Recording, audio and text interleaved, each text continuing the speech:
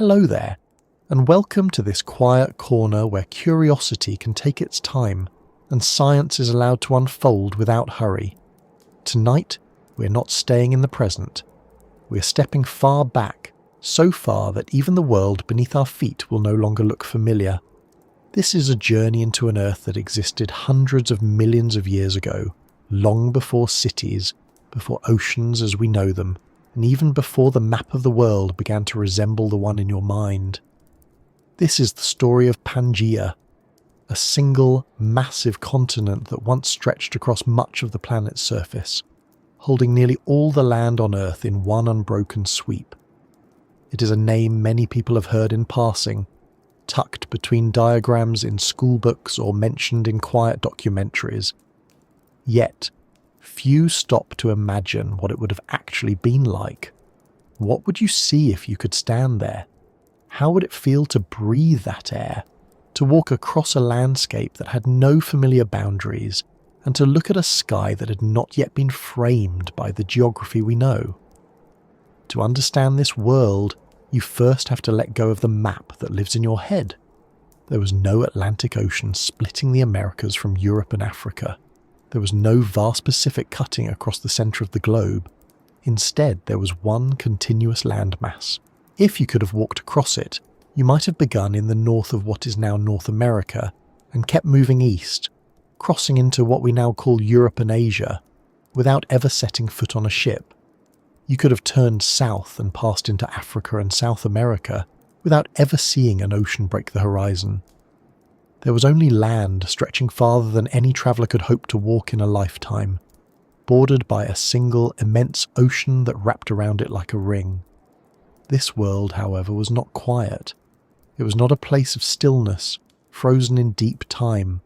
The Earth has always been restless, and in the age of Pangea it was no different. Powerful forces moved beneath the surface, invisible but unrelenting. They pushed continents together, welding them into one. They folded mountains out of the crust, split deep valleys, and sent volcanoes rising to paint the sky in fire and ash. And at the centre of this enormous land, life unfolded in conditions almost unimaginable to us. Far from the ocean, the climate was harsh. Without seas to carry moisture inland, there were vast stretches of arid land where rain rarely fell. Summers could turn into suffocating heat, while winters brought biting cold. The seasons were intense, the air dry, and the sky seemed to stretch endlessly, broken only by the outline of mountains in the far distance, or the silhouettes of forests adapted to this demanding world. Even so, life filled every corner. Towering plants covered parts of the landscape, while in other regions, red deserts rolled toward the horizon. Creatures you would not recognize walked across that ground. Strange reptiles, some with features that hinted at the first mammals, and insects that grew far larger than any you would see now. The Earth was alive, but it was a different kind of life, one shaped by the strange rules of this unified world, and perhaps the most striking thing of all was the absence of boundaries. Today we are used to a planet cut into pieces by oceans, but in the age of Pangaea, there were no such barriers. A river could begin in what we now call Asia, and wind its way into what would become Europe without ever being stopped by a sea. Forests could stretch across regions that would one day be split into entirely different continents. The same species of animals could roam freely from one end of the land to the other. It was one Earth, undivided, its surface open and connected in a way that is almost impossible for us to imagine now. Yet, for all its size, Pangaea was never permanent. The forces that built it were always at work, and even as they held it together, they were preparing to tear it apart again. That is the nature of this planet. Continents drift, oceans open and close, mountains rise and fall. But while Pangaea lasted, it left marks that can still be seen today, shaping the evolution of life and carving out the deep foundations of the world we know. Before we reach the moment when Pangaea first began to split, we need to begin even earlier, with the forces that brought it into being in the first place. Because to understand what it was like to live on that ancient continent, we first need to understand how the Earth gathered itself into one. The story begins not with a single dramatic event, but with slow, constant movement. Beneath our feet, the Earth's crust is broken into enormous plates that glide over the softer, hotter material beneath. This motion is gradual, measured in centimetres per year, but given enough time, it reshapes the entire face of the planet. Long before Pangea, there were other supercontinents, Rodinia, Nuna, and others whose names are rarely spoken outside geology classrooms. They came together, they broke apart, and their pieces drifted, setting the stage for Pangea to rise. Over hundreds of millions of years, smaller continents and island chains collided, merging into larger and larger land masses. Each collision folded mountains into the sky, built long ranges of stone, and left deep scars in the crust. These ancient seams still exist today, hidden in the bedrock beneath our feet. Slowly, these pieces fused together until, at last, the Earth held only one vast land. It is almost impossible to grasp the scale of this. Imagine standing in the interior of Pangea, thousands of kilometres from the nearest ocean. The air would have been different, the climate harsher. There would have been no familiar sense of proximity to a coast, no smell of salt on the breeze.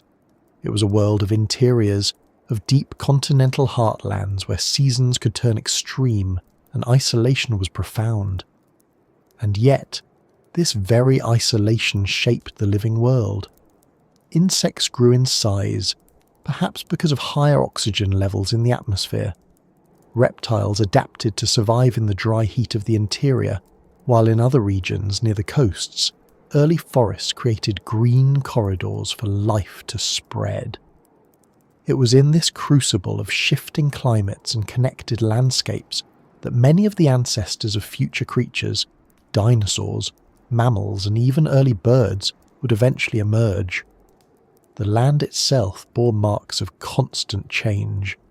Volcanoes erupted, painting the sky with ash that would settle into the soil. Rivers carved long valleys, carrying minerals from the rising mountains to the lowlands. Deserts expanded and retreated with the seasons. It was a planet in motion, but one bound together by a single colossal continent.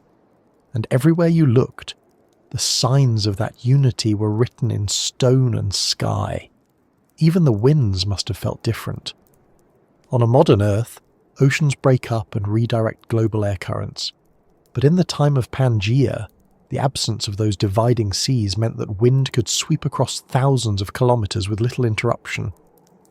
Dust from inland deserts could have blown all the way to the coastal edges, feeding nutrients into distant forests. Storms might have travelled further, unbroken by oceanic boundaries. The entire planet's climate was influenced by the simple fact that nearly all the land was in one place. And so, in this ancient world, every sunrise would have lit a horizon shaped by a single connected Earth.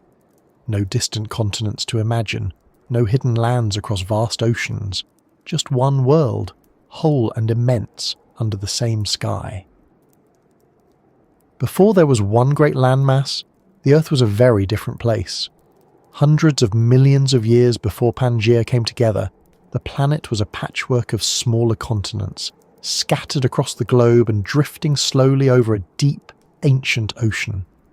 These fragments of land did not stay in one place for long, at least not on geological timescales. They moved as they always do, carried on the slow conveyor belts of tectonic plates. Mountains rose where they collided. Oceans opened when they split apart. Each shift was measured not in days or years, but in millions of years, and yet every small movement was another step toward the creation of a single, united world. To understand how this happened, we have to imagine the Earth during the late Paleozoic era, roughly 300 million years ago. By this time, several large continental blocks were already drifting across the planet: Laurentia, which would become North America; Gondwana, which included the future land masses of South America, Africa, Antarctica, Australia and India, and smaller pieces like Baltica and Siberia. These were not yet connected, but they were on a slow collision course that would eventually bring them together in one colossal embrace. The process began with earlier supercontinents. Long before Pangea, there was Rodinia, which existed nearly 1 billion years ago. When it broke apart, it scattered fragments of land into new positions, only for them to regroup later into another supercontinent called Pangaea. That one was short-lived. It too fractured, but its pieces began drifting toward one another again. These repeated cycles of assembly and separation are part of what geologists call the supercontinent cycle, a natural rhythm of the Earth's crust driven by the movement of tectonic plates. As these fragments drew closer, oceans shrank between them. The Arctic Ocean, for example, once lay between Russia, an early fusion of North America and parts of Europe, and Gondwana. Over millions of years, that ocean narrowed until it vanished entirely, crushed out of existence by the merging continents. When land meets land, the collision is not gentle.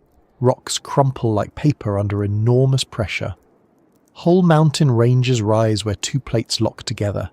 The Appalachian Mountains in North America and parts of the Atlas Mountains in Africa are relics of these ancient impacts, the scars of collisions that helped stitch Pangea together. The world during this time would have looked strange from above. You would see great land masses creeping toward one another, surrounded by an immense global ocean called Panthalassa. As the continents converged, island chains were swallowed up, their volcanic peaks crushed between colliding plates. Shallow seas vanished. The boundaries between one landmass and another blurred until at last, all of them became one. But while this slow-motion collision was happening, the climate was changing as well. Large ice sheets still clung to parts of Gondwana, especially in regions that would one day become South America, Africa, and Antarctica. Evidence in the rocks, scratches left by ancient glaciers, tells us that even during the assembly of Pangea, the Earth swung between colder and warmer intervals. As the continents collided and closed off smaller seas, ocean currents shifted, and the atmosphere began to take on a new rhythm.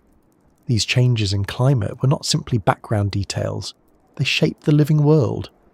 When continents crash together, they create vast new highlands, and mountains change everything around them. They redirect wind, they trap moisture on one side while casting long rain shadows over the other. In the age before Pangea fully formed, these shifting landscapes were already sculpting the path of evolution, setting the stage for what kinds of plants and animals would thrive when the supercontinent finally came to be. If you could stand on Earth in this time, you would see landscapes that felt familiar in some ways but alien in others. Vast stretches of lowland swamp covered parts of what would become North America and Europe. Towering forests of primitive trees spread across the horizon. These were the Carboniferous forests, so dense and humid that their decaying plants would one day form the coal seams we still mine today. The air was rich in oxygen, higher than what we breathe now, and that made it possible for some insects to grow to enormous sizes. Dragonflies with wings nearly 1 metre across skimmed above those forests. Giant millipede-like arthropods crept along the forest floor. It was a world that felt heavy with life, an Earth still experimenting with what it could become. To the south, Gondwana told a different story.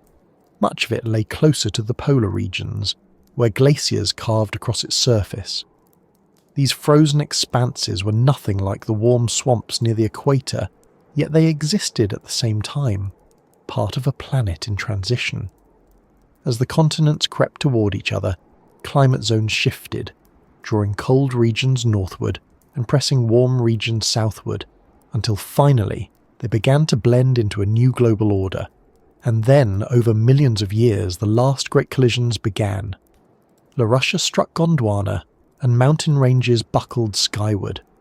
The smaller plates that once floated in between were caught and crushed. This was the moment Pangea truly began to take shape. It was not a single event, but a long series of impacts and mergers, each one pushing the planet closer to the world-spanning continent that would define an entire geological age. By the end of this process, the map of the Earth would have looked starkly simple. Nearly all the land on the planet sat fused into one vast expanse. Around it, Panthalassa stretched outward in every direction, a single global ocean that reached the edges of the horizon no matter where you stood. Along one side of Pangea, an inland sea known as the Paleotethys still lingered, a remnant of older oceans that had not yet fully closed. But even that would eventually fade, swallowed up as the continents pressed tighter together. And so, the stage was set. The world had gathered itself into a single piece. The last collisions had passed. The mountains stood high, the deserts were already beginning to form in the deep interior, and the climate was shifting into patterns that would shape life for millions of years to come. But this was only the beginning of Pangea's story. Now that the continents had come together, the world was about to change in ways far more dramatic than the slow collisions that created it. With the continents locked together, the Earth entered one of the most remarkable chapters in its history. Pangaea was no longer an idea in motion. It was real. The long collisions that had drawn land masses across thousands of kilometres were finished, and the world now stood as a single, unified continent surrounded by an immense ocean. It was an Earth without the familiar divisions of today, and its sheer scale would have reshaped every part of the planet's surface. The making of Pangaea was not simply the merging of continents, it was the transformation of the entire Earth system. Mountain ranges rose where land had crumpled in the collisions. Deep scars in the crust became sutures, welding the fragments into a single piece. These scars remain visible even now. Geologists still trace them across continents separated by oceans, evidence of the places where once, long ago, they were joined. The collision zones were violent. When plates crash together, the crust folds and fractures. Heat builds as rock grinds against rock.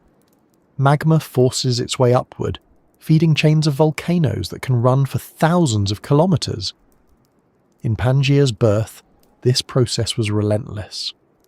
The central regions of the supercontinent were shaped by the uplift of mountains that rivaled the scale of the Himalayas today. These ranges would later erode, their peaks worn down by time, but in their prime they mark the raw power of the planet's restless crust. At the same time, vast basins opened between those ranges. Rainwater and runoff from the new mountains carved wide river systems, cutting across the supercontinent's interior. These rivers fed wetlands and deltas that became some of the most fertile regions of their time. Fossils preserved in these ancient basins tell the story of lush ecosystems that thrived in the shadow of the newly built highlands. But the formation of Pangaea also created a new kind of land, one the Earth had never seen at such a scale.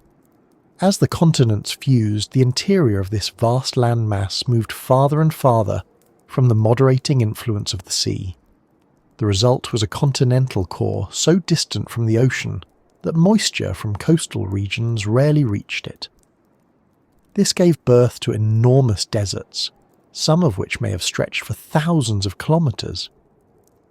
The great expanse of the supercontinent's centre was a land of extremes, a place where scorching summers and bitter winters ruled, while the edges of Pangaea, near the surrounding ocean, remained wetter and milder. This pattern of dry interiors and wetter coasts was one of the defining features of Pangaea. Even now, we can trace it in the rock record. Red beds, layers of iron-rich sediment that formed in hot, arid conditions, are scattered across the continents that once made up Pangaea. These rocks are the ancient footprints of the deserts that spread across its heart. Meanwhile, coal deposits, formed in swampy, humid regions, tell us that near its coasts dense forests flourished under heavy rains carried inland from the sea. The climate of Pangaea was not only shaped by its size but also by its position. During the height of the supercontinent's existence, much of it straddled the equator.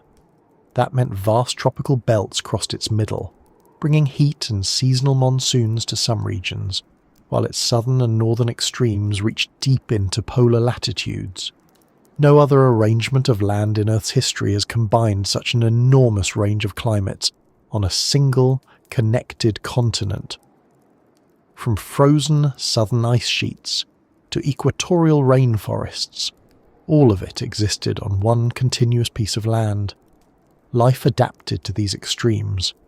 In the warm, wet regions near the coasts, dense forests of seed ferns and towering conifer-like trees covered the land. Their roots stabilized the soil, while their leaves formed vast green canopies that trapped humidity. These forests were home to early reptiles, amphibians, and an array of invertebrates, including insects of remarkable size. In the arid interior, life told a different story. There, plants evolved strategies to conserve water, and animals adapted to long stretches of heat and scarcity. It was a world of survival, where every adaptation was a response to the demands of an immense and unforgiving landscape. The making of Pangea also changed the oceans. With nearly all of the land gathered in one place, the surrounding sea, known as Panthalassa, became the dominant global ocean. Its currents circled the supercontinent, redistributing heat around the planet. Meanwhile, along one edge of Pangea, the shrinking Paleotethys Sea persisted, an isolated remnant of earlier oceans. This sea became a vital pathway for marine life, a sheltered environment where reefs and shallow water ecosystems thrived, even as the open ocean remained vast and deep. This arrangement of land and sea created powerful wind systems.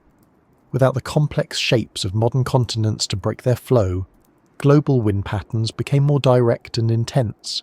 Seasonal monsoons swept across parts of Pangea, carrying heavy rains to some regions while leaving others in perpetual drought. Dust from the interior deserts may have travelled immense distances, carried by winds across thousands of kilometres, before falling into the coastal forests or even settling into the ocean. But perhaps the most striking result of Pangea's formation was its influence on life's future. By uniting all the continents, Pangea erased the barriers that had once separated ecosystems. Species that had evolved in isolation now came into contact with one another. Predators followed prey into new territories. Plants and animals spread into regions they could never have reached before. This mixing of life would shape evolutionary paths for millions of years. Fossils found today in places as far apart as South America, Africa, and India are often nearly identical, proof that during the age of Pangea, the same species walked across lands that are now separated by entire oceans. Even as Pangea stabilized, it was never truly at rest. Deep within the earth, the same forces that had assembled it continued to move. Heat built beneath the crust, slowly weakening it in places. Faults formed, invisible at first, but these fractures would one day become the starting points for the great breakup that would scatter the continents again. But for now, Pangea stood whole, an extraordinary arrangement that dominated the surface of the earth and defined an age. To walk across it then would have been to see the planet in a way no one can see it now. There was no distant coastline hidden beyond the horizon, no foreign continent waiting across an ocean. There was only one world, vast and connected, bound by the same sky, the same winds, and the same restless heartbeat of the earth beneath it. And it was here, in this unified world, that the next great chapter of life's history would begin. With the earth gathered into one colossal landmass, the idea of distance changed forever. There were no oceans dividing one region from another, no isolated continents separated by thousands of kilometres of open water. Pangea was a single, continuous world. From one horizon to the next, the land stretched on, unbroken by the familiar boundaries that shape our planet today. To understand this, imagine standing somewhere near the centre of that vast continent. You could walk in any direction for months and never see the glint of an ocean on the horizon. Instead, you would cross plains so wide that the sky seemed larger than it does now. You would pass rivers that wandered across entire regions, weaving through landscapes that had no borders. You would move from one climate to another, not because you had crossed an ocean, but because the land itself was so enormous that weather shifted gradually over unimaginable distances. This was not a world of isolated ecosystems. In our modern age, oceans create natural barriers that separate species, giving rise to unique forms of life on each continent. But on Pangaea, those barriers did not exist. Plants and animals could spread freely, crossing vast stretches of land without ever being stopped by a sea. Fossils prove this. Identical species have been found on continents that are now separated by thousands of kilometres of ocean. Reptiles that once lived in what we now call South America also left their bones in Africa. Early plant species stretched across regions that today are scattered around the globe. Pangaea allowed life to move as if the entire world were one single connected habitat. The absence of borders also changed the way the land itself behaved. Winds could travel farther, unimpeded by mountain chains or broken coastlines. Massive air currents swept across Pangaea, carrying heat and dust from the dry interior toward the coasts. Rainfall, on the other hand, struggled to reach the heart of the continent. Moisture from the surrounding ocean would fall as rain along the edges of Pangaea, feeding dense forests and wetlands, but by the time the air reached the deep interior, it had little left to give. What remained were vast arid zones, deserts so expansive that they stretched farther than the modern Sahara. These dry regions formed a stark contrast with the humid belts near the coast, making Pangaea a world of extremes. The rivers that cut across the supercontinent carried more than water. They were highways for life. Early amphibians followed them from one region to another, their movements guided by the steady flow of fresh water. Along their banks, strange forests of ancient conifers and seed ferns created green corridors that connected one part of Pangaea to the next. Some rivers were so long that, in our time, their courses would cross multiple continents. Yet in Pangaea they were simply part of a single boundless landscape. And there were mountains, huge ranges born from the collisions that created Pangaea in the first place. These mountains rose where continents had once met head-on, their crumpled layers thrust toward the sky. Some of these ranges were immense, stretching across distances so great that they tied the land together like seams. Over time, erosion wore them down, and rivers carried their sediments into the lowlands, enriching the soil and feeding vast floodplains. Travelling across this supercontinent would have meant passing from one environment into another in a slow, steady transition. From humid coastal forests, you would move into open savannas and grasslands. From there, you would enter deserts that seemed endless, their red sands broken only by rocky outcrops and the occasional winding river. Farther still, you might find forests again, fed by mountain rains that created their own small climates within the larger whole. Pangaea was unified, but it was never monotonous. Its sheer size allowed every kind of landscape to exist side by side, all stitched together on one colossal piece of land.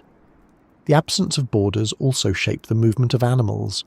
Early reptiles, the ancestors of creatures that would one day dominate the planet, could travel enormous distances across Pangaea without encountering an ocean.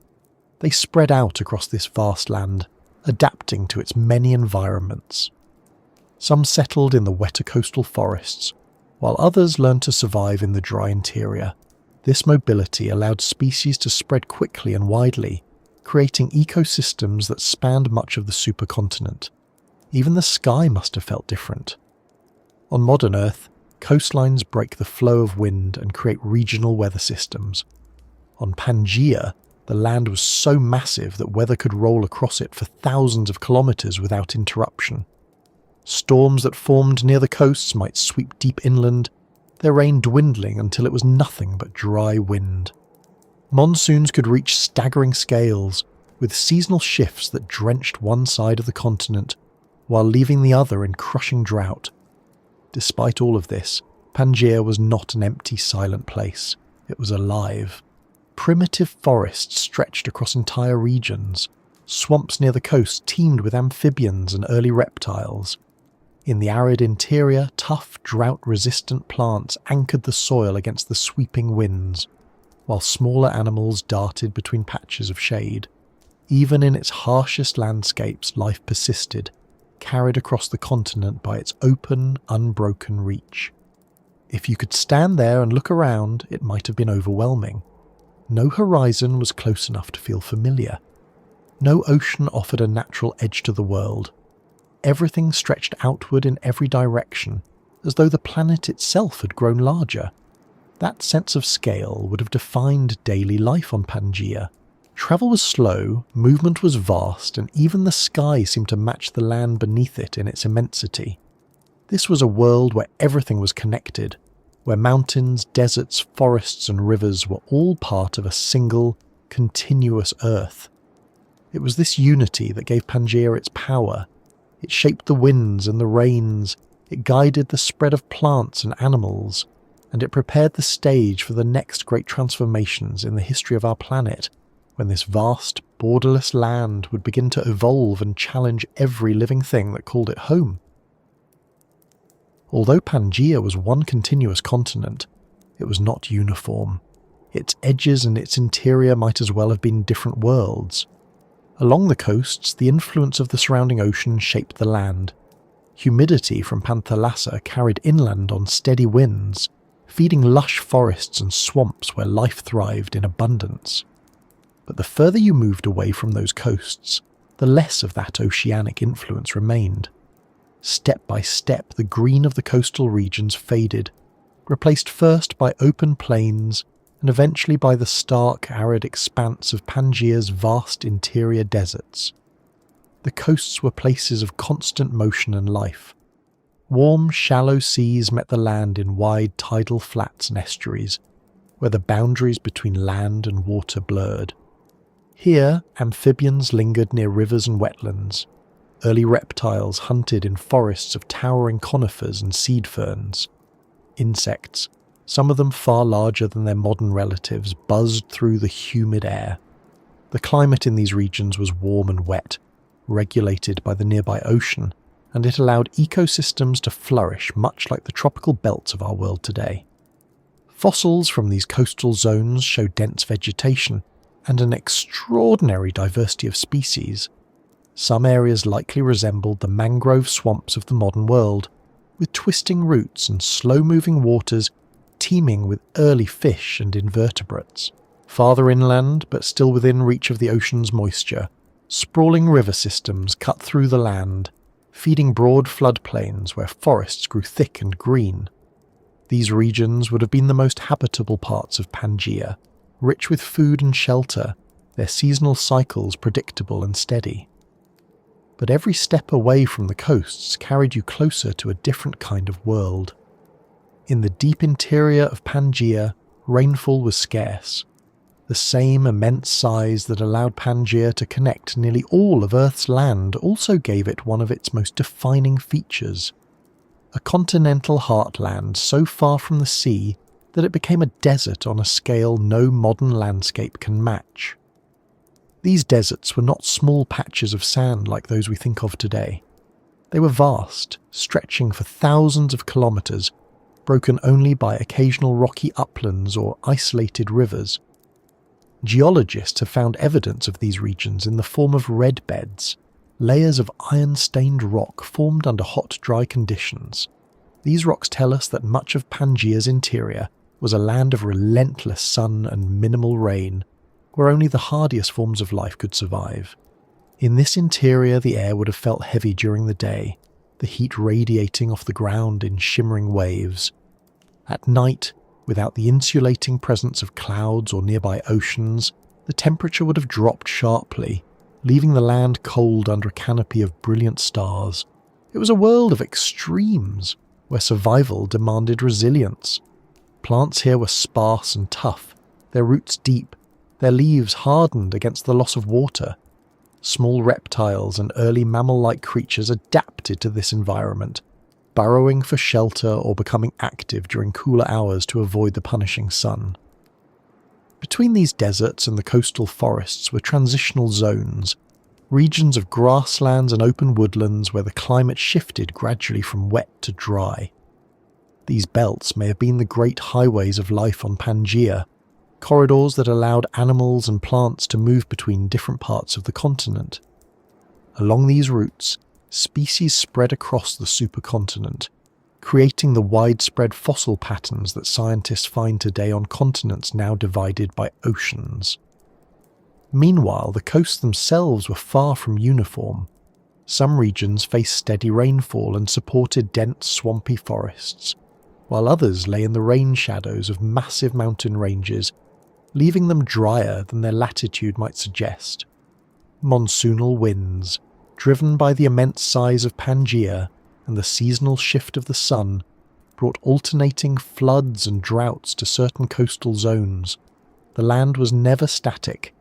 Every year, storms swept inland, rivers swelled and then shrank, and forests adapted to cycles that repeated for millions of years.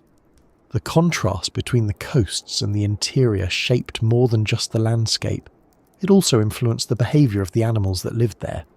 Coastal regions were rich in food and supported a wider range of species.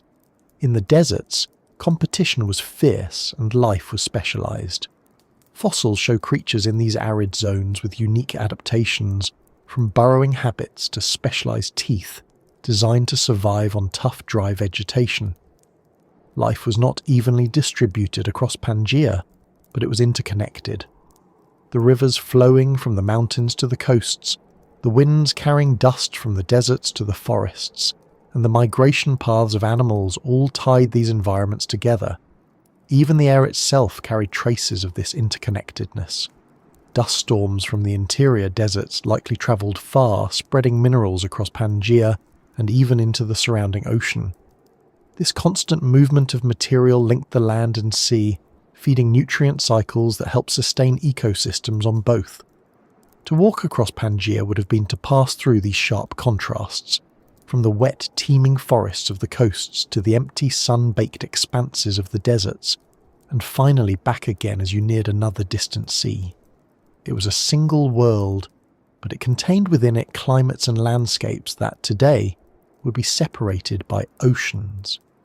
This was the true scale of Pangaea, a land so vast that it carried its own extremes within it. And yet, despite these differences, this single supercontinent was not a static or finished creation. Its mountains still shifted. Its climate continued to evolve. Its deserts grew and shrank, while its coastal regions changed with the rise and fall of ancient seas. It was a world in motion, and that motion was far from over. The deeper you moved into the heart of Pangaea, the farther you left the ocean's influence behind. Moisture from the coast did not reach this far. Winds lost their strength, and the air grew dry under an endless sky. This was the great interior, a land defined not by what it had, but by what it lacked. Here, rain was a rare visitor. Months could pass without a single storm, and when the clouds finally gathered, their showers would vanish almost as quickly as they arrived, swallowed by the thirsty ground. This interior was vast, stretching for thousands of kilometres in every direction. Modern deserts like the Sahara or the Gobi may seem enormous, but they are small compared to the dry expanses that dominated Pangaea's centre.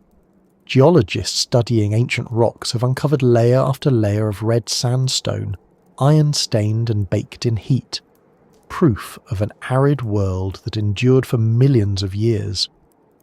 These layers show a landscape sculpted by sun and wind, where rivers were few and lakes were temporary, vanishing when the short-lived rains faded again.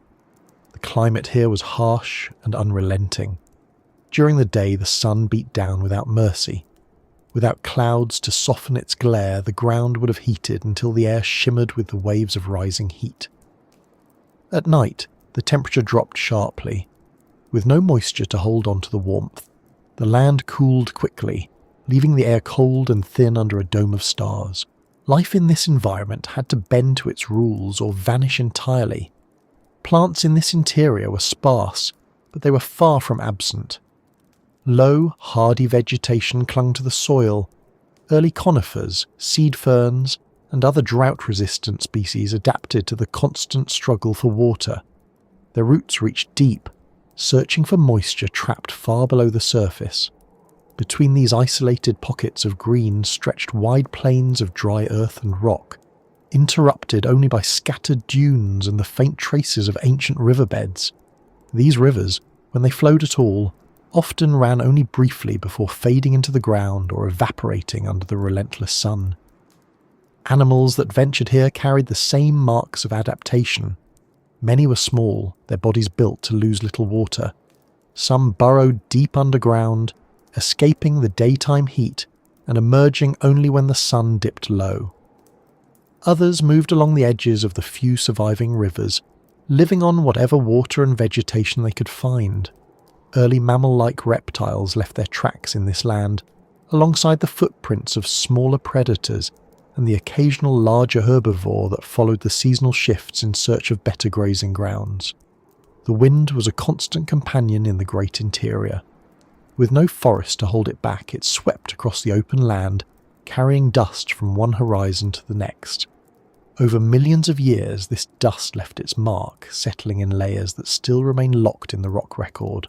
It would have been a world of muted colours, reds and browns baked by the sun, pale skies that shifted from dazzling blue to deep, star-strewn black, and little else to break the monotony except the jagged outlines of distant mountains. Yet this harshness was not lifelessness. Even in this dry core of Pangaea, ecosystems endured. Small oases existed where underground springs surfaced. Seasonal floods from distant mountains carved temporary rivers through the parched land, drawing life from every direction. Fossils from these areas reveal sudden bursts of activity, evidence that, for brief moments, these arid regions came alive when water returned, only to fall silent again when the heat reclaimed them. The size of this interior created another challenge: isolation.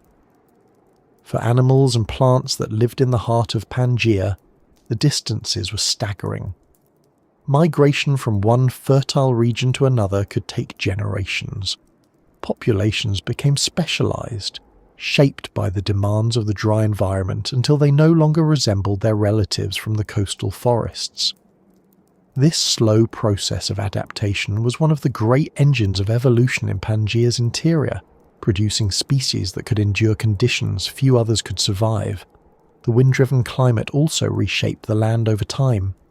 Without heavy rainfall, erosion moved slowly. Rocky outcrops that formed during Pangaea's creation remained exposed for millions of years, their surfaces scoured but not erased. Sand, carried by the constant gusts, sculpted dunes and carved patterns into stone. These marks of ancient weather remain preserved in the rocks we study today, silent witnesses to a world where the desert seemed endless. Despite its severity, the great interior was deeply connected to the rest of Pangaea. Dust from these dry lands drifted outward, carried by the wind into the wetter regions near the coasts, feeding distant forests with minerals. Seasonal storms, though rare, sometimes formed along the edges of the interior and swept outward, pushing dry air into greener lands and shifting weather patterns far beyond the desert's reach. In its own way, this empty expanse influenced the entire supercontinent, tying the fate of its interior to its coasts. To travel through the heart of Pangaea would have been to experience silence on a scale almost unknown today. No sound of waves, no dense canopy of leaves rustling in the wind, only the sweep of air across stone and the occasional cry of an animal adapted to the emptiness. And yet, this silence was not empty of meaning. It was here, in this great arid core, that life learned to endure its harshest tests, preparing for the challenges that lay ahead in the changing world to come. While the heart of Pangaea was dominated by dry winds and empty horizons, its edges were shaped by an entirely different force: the surrounding ocean. Panthalassa, the vast global sea that bordered the supercontinent, stretched outward in every direction, so immense that even from the coasts of Pangaea it may have seemed endless. This single ocean was not merely a backdrop. It was one of the most powerful influences on the climate, ecosystems and movement of life across the planet. Where the land met the sea, the world was transformed. Moisture carried inland by ocean winds fed the coastal regions, creating belts of life far greener than the barren interior. These areas were home to rivers swollen by seasonal rains, wetlands alive with primitive amphibians, and forests so dense that they formed nearly unbroken canopies in some regions. It was along these coasts that life thrived most abundantly, sustained by the constant interaction between land and water. The ocean itself was no less extraordinary. Panthalassa covered nearly 3/4 of the planet, its deep currents circulating slowly but with immense reach. With only one massive continent to disrupt its flow, its waters moved around Pangea in vast loops, distributing heat from the equator toward the poles. This steady movement helped regulate the climate of the coasts, while leaving the interior lands to their extremes. Near the shorelines, however, Panthalassa's influence was immediate and visible. Warm, shallow seas flooded low-lying regions along the continental margins. These shallow zones, sometimes stretching for hundreds of kilometers, were ideal for life. Ancient reefs, built by early corals and sponges, rose from the seabed. Schools of primitive fish swam through clear waters, while trilobite-like arthropods, though nearing the end of their reign, still clung to survival in isolated pockets. In these coastal waters, nutrient cycles connected the land to the sea. Rivers from the interior carried sediments rich with minerals, feeding the shallow marine ecosystems. These nutrients fueled blooms of plankton, which in turn supported a growing web of marine life. Fossils from these ancient seabeds tell a story of abundance. Fishes of many forms, invertebrates with strange ornate shells, and predators that patrolled the waters long before the first dinosaurs walked on land. The coasts were also shaped by the ocean's moods. Seasonal monsoons, driven by the immense size of Pangaea, brought powerful storms to its edges. These rains replenished the rivers and wetlands, but they also brought flooding, reshaping the landscape year after year. In some regions, these storms may have carried salt-laden air inland, leaving behind crusted flats where water evaporated faster than it could collect. Each cycle carved another mark into the land, building a coastline that was in constant motion.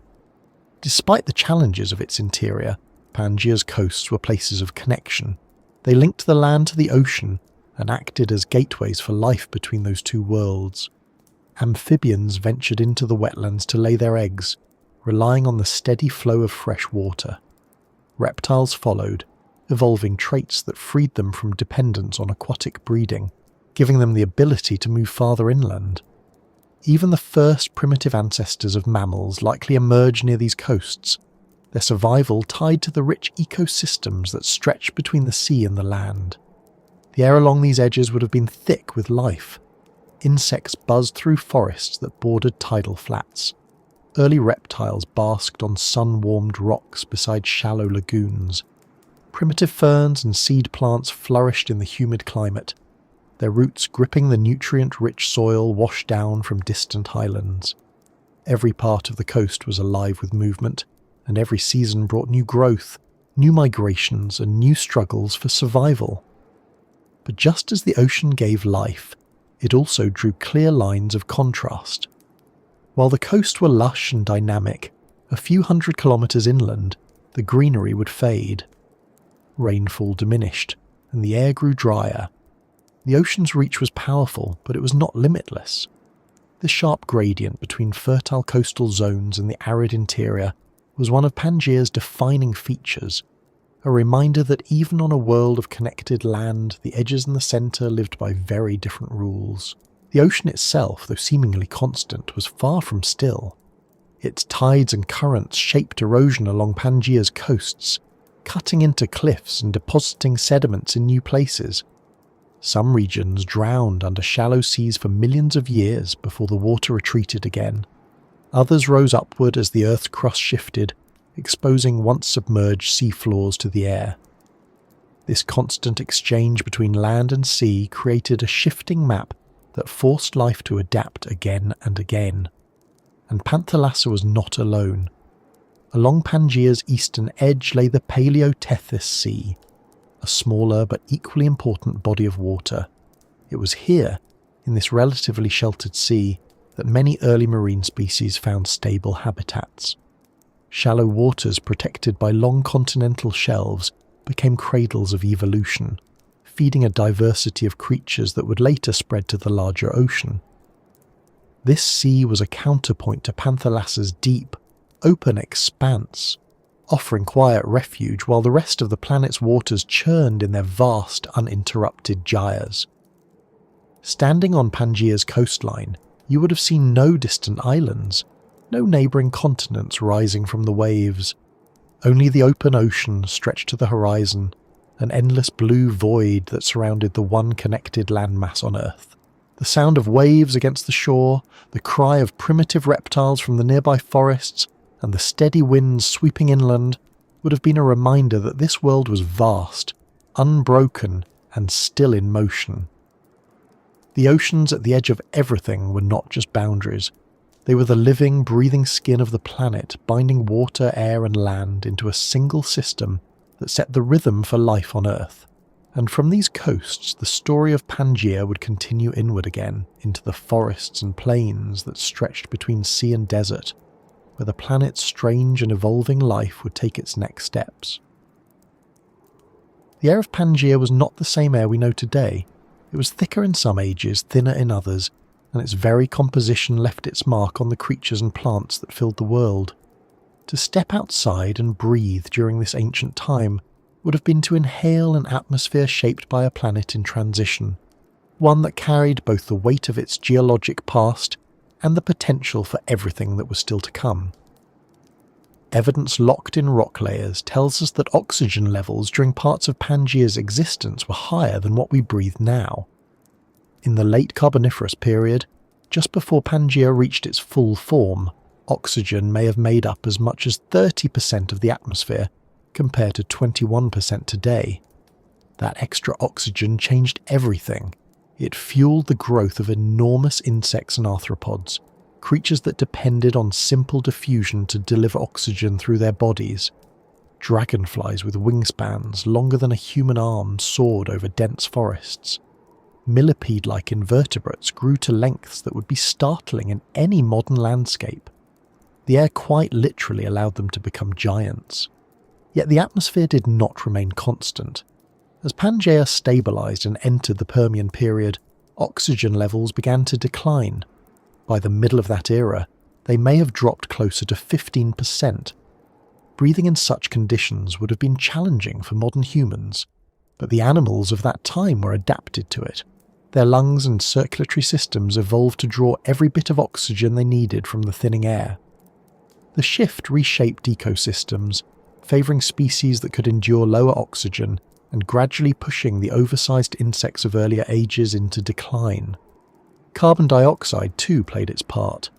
Volcanic eruptions along Pangaea's fault lines released vast amounts of it into the atmosphere, warming the planet and fueling powerful weather systems. This greenhouse effect helped keep the coastal forests humid and lush, while in the great interior, the heat only deepened the aridity. The very chemistry of the air was tied to the geology of the supercontinent, each eruption and each tectonic shift influencing life in ways that could be measured in the bones of the animals that survived. For plants, this atmosphere was both a challenge and an opportunity. High levels of carbon dioxide favoured the growth of massive forests. Seed ferns, towering conifers, and other ancient plants thrived, their leaves pulling in the gas and releasing oxygen in return. These forests became vast oxygen factories, feeding the planet's atmosphere and anchoring the climate. When they spread along river valleys and coastal lowlands, they created pockets of breathable abundance in a world otherwise dominated by extremes. But the connection between air and life ran deeper still. Atmospheric circulation, the movement of air around Pangaea, was unlike anything on Earth today. With nearly all the land gathered into one block, wind patterns became larger and simpler, moving unimpeded across thousands of kilometres. Warm air rose above the equator, driving powerful monsoons along the coasts, while cooler dry air descended into the interior, feeding the deserts that sprawled across Pangaea's centre. The atmosphere itself was an engine, and every living thing existed within its currents. Even the colour of the sky may have been subtly different. Higher concentrations of volcanic aerosols during periods of intense eruptions would have filled the air with fine particles, scattering sunlight and tinting the horizon. Some sunsets might have burned a deep red, their glow carrying across the flat, open lands of the interior. At other times, when the air cleared, the sky would have stretched in an unbroken blue arc, vast and sharp, with a little moisture to soften it. The breath of Pangea also carried heat. Without the moderating influence of many smaller continents and oceans, the seasonal temperature swings were more intense. Summers in the interior baked under hot, dry air, while winters cooled sharply, the air turning thin and biting. The coastal regions were gentler, their air tempered by ocean breezes, but even there, the rhythms of the supercontinent could be felt. When the monsoon season arrived, humid winds swept ashore, feeding the forest with warm, moisture-laden air. When those winds shifted away, dry air reclaimed the land, and in this atmosphere, animals lived in lockstep with the air they breathed. Some evolved efficient lungs to pull oxygen from a thinning sky. Others became masters of stillness, conserving energy in heat and dryness. Plants adjusted their leaf structures, their pores opening and closing to preserve water while still drawing in the gases they needed to grow. Every adaptation was a response to the air, and every change in the atmosphere rippled through the web of life. But the most striking thing about Pangea's air was not just its chemistry, it was its reach. A single atmosphere wrapped every corner of the supercontinent. Winds that began in the deserts of the interior could sweep out to the coasts, carrying dust and minerals that would settle into distant soils. Moisture from the oceans could drift inland until it faded and fell. Air connected the deserts to the forests, the mountains to the plains, and every living thing to every other. To stand on Pangea and breathe would have been to draw in that entire world at once. The dry heat of its interior, the salt-tinged winds from its coasts, the faint traces of volcanic gases carried from far-off eruptions. Every breath was a reminder that on this single continent, air was not divided or contained. It was the common thread that linked one end of the world to the other, and as the atmosphere shaped life, life in turn shaped the atmosphere, setting in motion a feedback loop that would define this era and prepare the planet for the changes to come.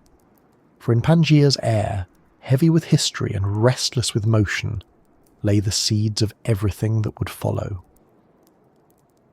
The world of Pangea was preparing for its next transformation. Its air, its deserts, its coasts and its forests had already shaped the stage, and now life itself was beginning to respond.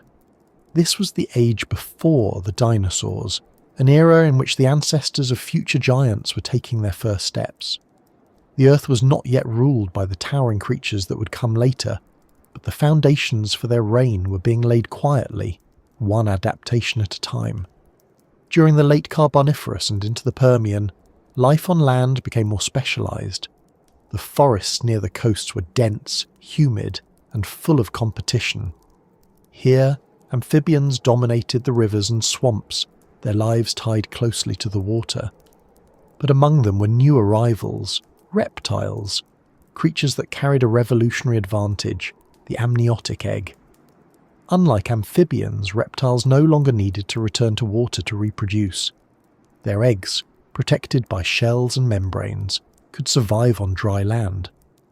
This single adaptation opened the door to the interior of Pangea, to the deserts and dry plains that amphibians could not reach. These early reptiles were not yet the massive predators or towering herbivores of later ages. Many were small, quick, and low to the ground, feeding on insects and other small animals. But some began to grow larger. Among them were the Synapsids, a group of creatures that would eventually give rise to mammals. In the Permian, however, they were the dominant land animals, and their forms were as strange as they were varied. Some, like Dimetrodon, carried enormous sails on their backs, perhaps for regulating temperature or for display. Others had powerful jaws and sturdy bodies built for endurance, roaming the drier lands of the supercontinent in search of prey. In the forests and along the riverbanks, herbivorous synapsids browsed on ferns and seed plants. Their teeth adapted for grinding tough vegetation. They were stocky, slow-moving animals, but their size offered them protection. In this world of vast landscapes and harsh climates, being large was an advantage. It allowed them to travel farther in search of food, endure longer without water, and survive the swings of Pangaea's seasons. The insects of this age were still remarkable in their own right. With oxygen levels higher in the earlier periods of Pangaea's history, some had reached sizes that would seem impossible now. Dragonflies with wings nearly a metre across glided over rivers. Millipede-like arthropods stretched several feet in length, crawling across the forest floor. Although their dominance was beginning to wane as oxygen levels declined, they remained a defining feature of the landscape, reminders of a time when the air itself had allowed life to grow to astonishing proportions. In the ocean surrounding Pangaea, life was equally dynamic. Large predatory fish, armoured with thick scales, hunted in the open waters. In the shallows, early sharks prowled, sleek and efficient, their lineage already well established. Along the coasts and in the smaller inland seas, invertebrates like brachiopods, ammonites, and crinoids populated the seafloor, filtering nutrients carried by the currents of Panthalassa. The oceans were vast and deep, but they were connected to the rhythms of the land. Dust from the deserts of Pangaea carried nutrients into the sea, and floods from the coastal rivers replenished the coastal shelves with minerals that sustained marine ecosystems. Back on land, the first great experiments in size were beginning to appear. Among the synapsids and reptiles were forms that hinted at what was coming. Some grew heavier and more imposing, testing the limits of what the land could support. Their skeletons, preserved in stone, show sturdy limbs built to carry bulk and teeth designed for a range of diets. These were not yet the giants of the later Triassic and Jurassic, but they were their precursors, evolution's first attempts at filling the enormous spaces of Pangaea with equally enormous creatures. The climate of the supercontinent drove this process forward. In the lush coastal regions, food was abundant. Forests produced layer upon layer of vegetation, and herbivores could feed almost without pause. In the arid interior, by contrast, survival favoured endurance and size. Larger animals could travel farther for water and store more energy. Over millions of years, these pressures shaped the bodies of the creatures that lived there, setting the stage for the rise of the great lineages to come. Predators followed. As herbivores grew larger, so too did the hunters that preyed on them. Early reptilian predators with long jaws and sharp teeth evolved to match their quarry in strength and speed. These arms races of size and power would continue into the Triassic, where they would give birth to the first true giants of the Mesozoic, the age of the dinosaurs. But even now, in this earlier time, the pattern was clear.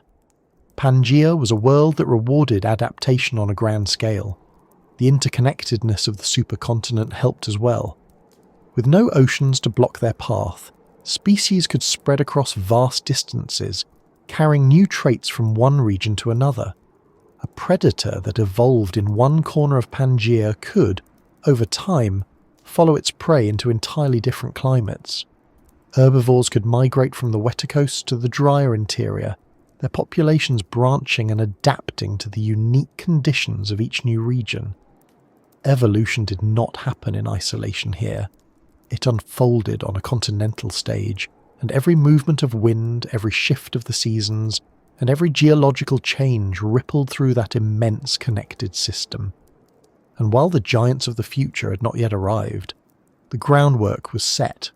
The forests were spreading, the deserts were waiting, the atmosphere was changing, and in the quiet spaces between survival and adaptation, life was preparing to grow larger, stronger, and stranger than ever before. Across the vast stretches of Pangaea, the forests were unlike anything we know today. They were older, stranger, and built from forms of life that had long since vanished from the earth. These ancient woodlands were the lungs of the supercontinent, shaping the atmosphere, anchoring the soil, and providing shelter for the growing diversity of animals that roamed the land. To walk beneath their canopy would have been to step into a world both alien and familiar, a place where evolution was still experimenting with the building blocks of future ecosystems. In the humid belts near the coasts, the forests were dense and towering. Great seed ferns with fronds as broad as the span of a human's arms formed thickets so thick that little sunlight reached the ground. These plants, neither true ferns nor flowering trees, dominated vast areas of Pangea's lowlands. Their stems and leaves built sprawling networks of shade under which smaller plants competed for every sliver of light. In this dim green world, the air was heavy with moisture, and the ground was layered with thick mats of decaying vegetation that would one day become the coal seams buried deep beneath modern continents. Towering above the seed ferns were the early conifers. These were the ancestors of the pines, firs and spruces of today, but in the Permian and Triassic, they were pioneering giants. Their needle-like leaves allowed them to survive in a wider range of climates, from the wet lowlands to the drier uplands that bordered the interior of Pangea. Their wood, strong and resinous, supported trunks that reached skyward, creating vertical layers within the forest. Among these branches, small reptiles and early insects found refuge, their movements hidden beneath the evergreen canopy. Closer to the interior, where the climate grew harsher and rainfall scarce, the forests thinned. Here, drought-tolerant plants dominated, hardy conifers, low-growing shrubs, and cycads with stiff leathery leaves. These cycads, with their strange crown-like tops of fronds, seemed like relics from an older time. They thrived in places where few other plants could take root, anchoring the soil and feeding the herbivores that ventured into the dry lands between the forests and the great deserts of Pangea's core. In some regions, especially near the coasts and river valleys, forests merged with vast wetlands. These swampy ecosystems were dominated by ancient horsetails and club mosses, plants that once reached heights far greater than their modern descendants.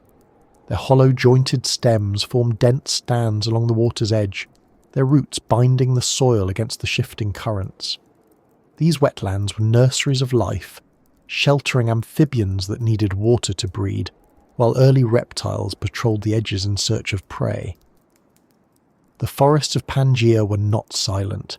Insects filled the air with a constant hum, their wings flashing in the dappled light. Giant dragonflies, their wings beating slowly, skimmed above clearings and riverbanks. On the ground, millipede-like arthropods crept through the thick leaf litter, while beetles and early ants began their quiet work of breaking down decaying plant matter. Every sound and movement in these forests was part of an intricate web that tied the entire ecosystem together. And where there was plant life in abundance, herbivores followed. Early synapsids and reptiles browsed among the ferns and cycads, their jaws adapted to grind through fibrous vegetation. Some carried squat, barrel-shaped bodies to house powerful digestive systems capable of extracting every bit of energy from the tough plants of Pangea's forests. Their tracks, preserved in stone, crisscross ancient floodplains that were once shaded by trees now long gone. Even predators depended on these forests, though not for food directly. The dense vegetation provided cover for ambush hunters. Smaller reptiles and early carnivorous synapsids stalked the shadows, their movements hidden by the layers of plants. The forests were both sanctuary and hunting ground, a place where every leaf and branch played a role in survival. The air in these forests would have felt different from the dry winds of the interior. Humid and heavy, it carried the scent of resin, wet soil and decaying plant matter. Sunlight broke through in narrow shafts, striking the forest floor in fleeting patches. In the coastal lowlands, fog sometimes rolled in from the ocean, wrapping the trees in a pale mist that lingered until the heat of the day burned it away. Farther north and south, where the climate cooled, the forests changed again. Conifers became more dominant. Their evergreen needles adapted to survive in regions where winters could bring frost. These forests were sparser than their equatorial counterparts, but they were resilient, holding their ground even as the seasons turned. All across Pangaea, the forests connected the land. They followed the rivers deep into the interior, stretched across the coasts, and climbed the foothills of mountain ranges born from the continent's great collisions. They were not a single, unbroken expanse, but a network of green that bound the supercontinent together, feeding its air with oxygen and shaping the evolution of its creatures. In time, these forests would also become the stage for transformation. As climates shifted and the Earth's atmosphere changed, the plants that had ruled Pangaea for millions of years would face new competition. But in this moment, during the height of the supercontinent's age, the forests stood at their peak. Vast, untamed, and home to the first true foundations of the world that was still to come. Life on Pangaea was not only written in the forests and deserts, but also in the creatures that moved across them. The supercontinent was home to an extraordinary array of animals, from the smallest crawling insects to the first powerful reptiles that would one day dominate the land. Each of them was part of an unfolding story of survival and adaptation, shaped by the climate, the atmosphere, and the boundless, connected geography of Pangaea. In the humid lowlands and coastal forests, insects ruled the undergrowth and the air above it. Oxygen levels in earlier ages had fueled their expansion into forms far larger than most modern species. Dragonflies with wingspans stretching close to a metre soared between the trees, their compound eyes fixed on prey that they captured with swift, precise movements. Their flight was steady and powerful, a sign of how much the atmosphere of Pangaea had enabled these early aerial hunters. On the ground, giant millipede-like arthropods crept through the damp litter of decaying plants. Some of these creatures stretched several feet in length, their many legs rippling in waves as they moved slowly across the shadowed forest floor. They were detritivores, consuming fallen leaves and rotting wood, playing a vital role in recycling nutrients back into the soil. Alongside them, beetles, primitive cockroaches, and early relatives of modern ants and termites formed bustling micro-ecosystems in the dark spaces beneath the canopy. These insects were not simply background life, they were the foundation of Pangaea's terrestrial ecosystems. They fed on plants, broke down waste, and in turn became food for the first small reptiles that had left the swamps behind.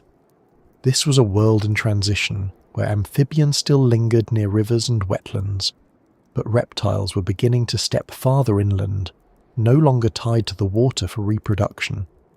Their eggs, encased in protective shells, were a key to their independence.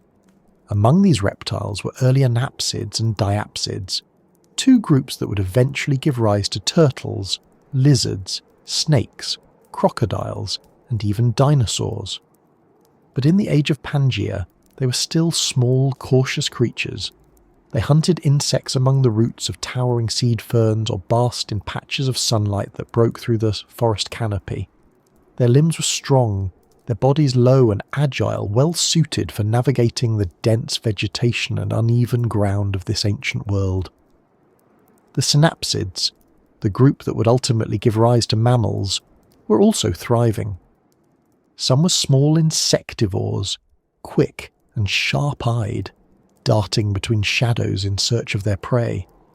Others, like the early herbivorous synapsids, carried barrel-shaped bodies and strong jaws, using their size as both defense and a tool for processing the fibrous plants that grew in abundance across Pangaea. They shared the forests with amphibians that had adapted to life on land, but still returned to the water to breed, clinging to the last remnants of an older age. In the wetlands and along the rivers, amphibians remained the dominant vertebrates. Some were small and nimble, their slick skin allowing them to breathe both in water and on land. Others were massive, crocodile-like predators with wide jaws and sharp teeth, waiting motionless beneath the surface for an unwary fish or reptile to draw near. These amphibians were relics of an earlier world, but in the rich, waterlogged environments of Pangaea's coasts, they continued to hold their ground for millions of years. The interaction between these groups, amphibians, reptiles, synapsids, and insects, created a complex web of life.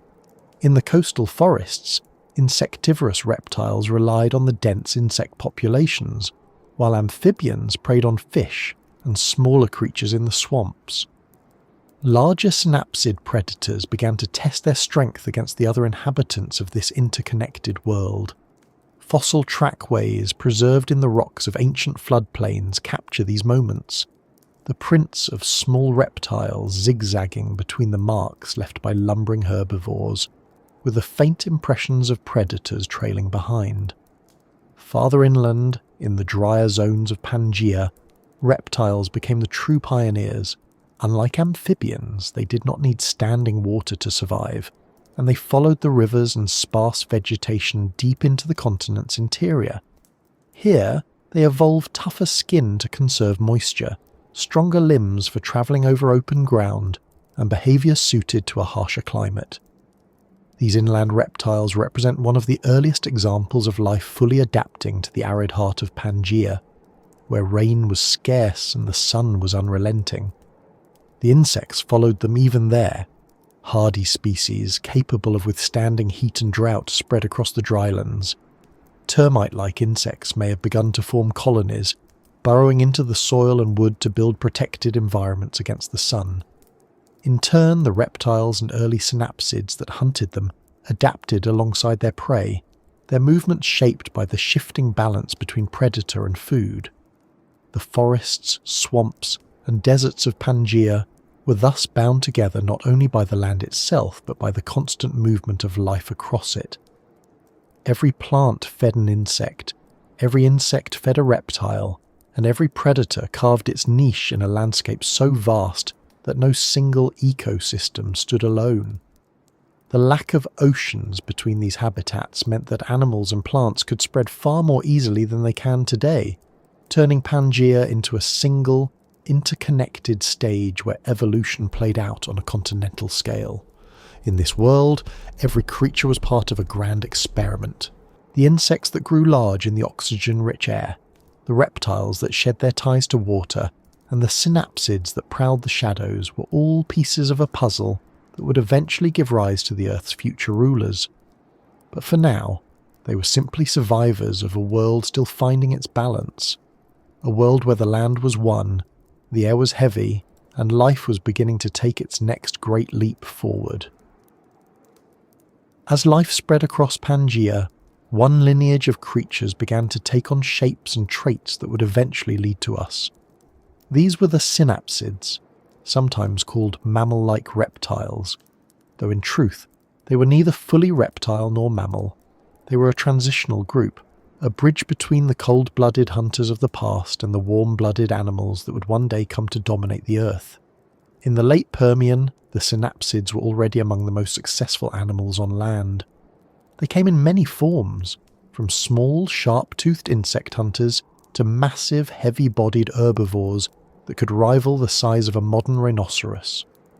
Their most distinctive feature was a single opening behind each eye in their skull, an evolutionary change that gave their jaw muscles room to expand. This seemingly small difference gave them stronger bites, faster strikes, and more efficient feeding than many of their reptilian rivals. One of the most famous early synapsids was Dimetrodon. With its long, sprawling body and the enormous sail rising from its back, it looked like a creature pulled from a world of imagination. That sail was not just for display. It may have helped regulate body temperature, capturing heat in the cool mornings and releasing it during the hottest hours of the day. In the unpredictable climate of Pangea, such an adaptation could mean the difference between life and death. But not all synapsids were predators. The herbivorous forms like Edaphosaurus carried smaller sails and wide, blunt teeth designed for grinding tough plants. These creatures moved slowly across the floodplains and forests of Pangea, feeding on cycads, ferns, and other hardy vegetation. Their bodies were built for endurance rather than speed, and their size helped deter smaller carnivores that prowled in their shadow. As the Permian period progressed, other synapsids emerged that pushed closer to what we would recognise as mammal-like. The therapsids, for instance, began to show more advanced traits. Stronger limbs held more vertically beneath their bodies, differentiated teeth for slicing and chewing, and perhaps even early signs of whiskers or hair-like structures, though direct evidence of this remains debated. These features gave them an edge. They were faster, more efficient, and better suited to the varied climates of Pangaea. Therapsids included formidable predators such as gorgonopsids, sleek hunters with long, saber-like teeth and muscular builds. They were among the top predators of their time, stalking the dry interior plains and river valleys of the supercontinent. Their skulls were more advanced than those of earlier synapsids, hinting at a shift toward quicker reflexes and sharper senses. In a world as vast and open as Pangaea, these adaptations allowed them to chase prey across long distances and seize any opportunity to strike. Yet alongside these predators were herbivorous therapsids like dicynodonts. These stocky, tusked creatures had beak-like mouths for clipping vegetation and powerful jaws for grinding it down. Fossil evidence suggests that some dicynodonts may have travelled in herds, moving together across the landscape in search of food. Their ability to survive in both the wetter coastal regions and the drier interior helped them spread across nearly every corner of Pangaea, leaving their remains on continents that today lie oceans apart. What made these mammal-like creatures remarkable was their versatility. They were not tied to one environment or one way of life. Some thrived in the humid forests along the coasts, where plants were abundant and water was easy to find. Others adapted to the arid heart of Pangaea, conserving energy and enduring long stretches without moisture. Their range was so vast that they became one of the dominant forms of life across the supercontinent. Their success also reshaped the ecosystems around them. As synapsids evolved new ways of feeding and hunting, they forced their prey and competitors to adapt as well. This constant evolutionary pressure created a dynamic, ever-changing world, where survival meant keeping pace with the relentless arms race of life. In this way, the mammal-like creatures of Pangaea laid the groundwork for many of the traits that would define their distant descendants: warm-bloodedness, efficient movement, and complex social behaviours. Even in the midst of their dominance, however, the world around them was shifting. Volcanic eruptions sent ash into the air. Tectonic forces strained the supercontinent, subtly reshaping its landscapes. The atmosphere itself fluctuated, its oxygen levels rising and falling. Through it all, the synapsids endured. They were not yet mammals, but they carried the blueprint of what mammals would become. To stand on Pangaea and watch them move across the land would have been to glimpse the early outlines of a future still hundreds of millions of years away. Their powerful jaws, their sturdy limbs, and their ability to survive in a world of extremes mark them as the quiet architects of what was to come. They were not the largest creatures in their world, nor the most terrifying, but they were among the most enduring.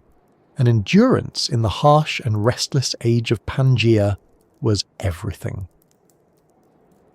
Beneath the vast surface of Pangaea, the Earth was never still. Its crust was locked in a constant struggle with the forces rising from below. Heat built deep within the mantle, driving the slow but relentless movement of tectonic plates. Along the seams where continents had fused, the ground buckled and split, and from those cracks fire emerged. Volcanoes were the pulse of the planet, and during the age of Pangaea their presence was inescapable. These volcanoes were not isolated peaks scattered randomly across the land. Many rose along great fault lines where the tectonic plates met, forming chains that stretched for hundreds, even thousands of kilometres. In some places they erupted steadily, releasing rivers of lava that hardened into new rock. In others, their explosions were sudden and catastrophic, sending ash and gases high into the atmosphere, changing the climate for years at a time. The evidence of this activity is still visible today. Ancient lava flows, preserved in layers of stone, trace the outlines of long-dead volcanoes. Beds of volcanic ash lie buried in the rock record. silent witnesses to the fury of a world still being forged. These eruptions were not rare events. They were a regular part of life on a restless supercontinent. The impact of this volcanic activity on Pangaea was profound.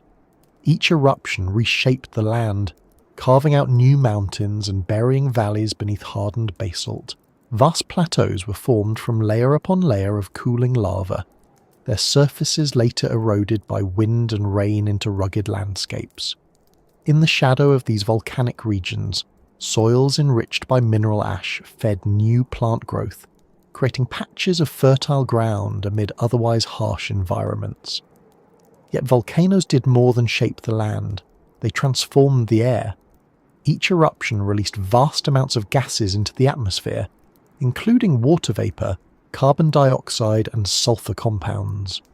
Carbon dioxide in particular acted as a powerful greenhouse gas, trapping heat and amplifying the planet's already intense climate. Over millions of years, these emissions played a key role in driving the shifts in temperature that defined Pangaea's environmental extremes. Sulfur gases, on the other hand, could have the opposite effect in the short term. When powerful eruptions sent sulfur aerosols high into the stratosphere, they reflected sunlight back into space, cooling the surface temporarily. These swings between volcanic warming and volcanic cooling created a planet that was not only vast but volatile, its climate shifting with every major eruption. Volcanoes also brought fire. The forests of Pangaea, rich with resin-heavy conifers and dense undergrowth, were vulnerable to lightning strikes and, in some cases, to the heat and ashfall from nearby eruptions. Wildfires likely swept across large regions, clearing old growth and making way for new plant life. In this way, fire became a natural part of the planet's cycle, reshaping ecosystems and creating mosaics of burnt land and regrowth across the supercontinent. For the creatures of Pangaea, these eruptions and fires were both threat and opportunity. The ash clouds could blot out the sun, disrupting plant growth and forcing herbivores to migrate in search of food. Predators followed in their wake, moving into new territories opened by shifting vegetation. In other places, volcanic activity created fertile regions where life flourished. Lava fields cooled into rich soils that supported dense forests, and rivers redirected by eruptions carved out new floodplains. One of the most dramatic reminders of this volcanic power came toward the end of the Permian period, when massive eruptions in what is now Siberia released enough gases to trigger profound changes in the atmosphere and oceans. These eruptions, known today as the Siberian Traps, poured out lava over an area larger than most modern countries, sending shockwaves through Pangaea's ecosystems. Though this event marked the beginning of one of Earth's greatest mass extinctions, it also underscored how deeply the planet's geology and its life were connected. Even in less catastrophic times, volcanoes gave Pangaea its rhythm. Their eruptions marked the passing of ages, each layer of ash and lava a page in the planet's history. They were reminders that beneath the forests, rivers and deserts, the Earth was alive, a vast engine of heat and pressure that never truly rested. Standing on Pangaea during one of these eruptions would have been a humbling experience. Ash would have darkened the sky. Lightning, sparked by volcanic plumes, would have flashed in the distance. The air would have carried the acrid scent of sulfur, while tremors rolled through the ground like the slow, steady breathing of the planet itself. And when the eruption ended and the sky cleared, life would begin again, filling the land that fire had remade. In this way, volcanoes were not only destructive, they were part of the cycle that shaped Pangaea, feeding its forests, carving its mountains, and rewriting its landscapes. They gave the supercontinent its pulse, a deep, unending rhythm that echoed through every corner of the ancient world. For millions of years, Pangaea stood as one. Its mountains, deserts, and forests stretched from one horizon to the next, bound together under a single sky. But the same forces that had forged it from drifting continents never stopped moving. Deep beneath the surface, heat from the Earth's mantle pressed upward, straining the seams that held the supercontinent together. Slowly, almost imperceptibly, cracks began to form. These cracks did not appear all at once. At first, they were nothing more than rifts, long, narrow valleys where the crust stretched and thinned under immense pressure. In some places, magma rose into these gaps, feeding chains of volcanoes that marked the earliest signs of separation. Over millions of years, these rifts widened. Where land had once been solid and unbroken, new basins began to form, hinting at the oceans that would one day divide Pangaea into the continents we know today. Geologists studying these ancient rift zones have found their scars preserved in stone. In what is now eastern North America and Western Africa, the rock layers bear the evidence of this slow tearing. Ancient faults traced the lines where the crust was pulled apart, while thick deposits of basalt tell the story of magma welling up from deep below. These features are the first fingerprints of the Atlantic Ocean, though in Pangaea's time, the ocean itself was still millions of years away. The splitting of Pangaea was not a single event but a process that unfolded in stages. At first, the cracks were local, limited to long valleys that filled with lakes and rivers. Over time, as the crust continued to stretch, these valleys deepened and volcanic activity intensified. Eventually, water from Panthalassa began to seep into the widening gaps. The Earth's single unified landmass was beginning to fracture, its edges slowly surrendering to the sea. As the land pulled apart, the climate shifted once again. The interior of Pangaea, already arid, became even more isolated as rifts deepened and mountain ranges rose along their edges. Meanwhile, the regions near the growing rift valleys saw an increase in rainfall. Their lowlands transformed into fertile basins where rivers gathered and forests flourished. Life followed these changes. Plants and animals that once ranged freely across Pangaea now began to encounter the first true barriers in their world. Valleys, highlands, and expanding bodies of water that divided one population from another. The splitting of Pangaea also altered the winds. As the supercontinent's edges shifted and new seas began to open, atmospheric currents adjusted in response. Moisture from the oceans reached new regions, while other areas dried further. It was a slow, uneven process, but it marked the beginning of the end for the single, borderless world that had dominated for so long. Yet even as the land cracked, life continued to thrive. Early reptiles evolved into new forms, some of which would give rise to the first true dinosaurs. Synapsids adapted to the changing conditions, their descendants moving steadily closer to the traits of modern mammals. The forests spread and retreated with the shifting climate, and the deserts continue to expand and contract in the supercontinent's vast interior. The great breakup of Pangaea would not be completed for tens of millions of years, but its first movements had begun.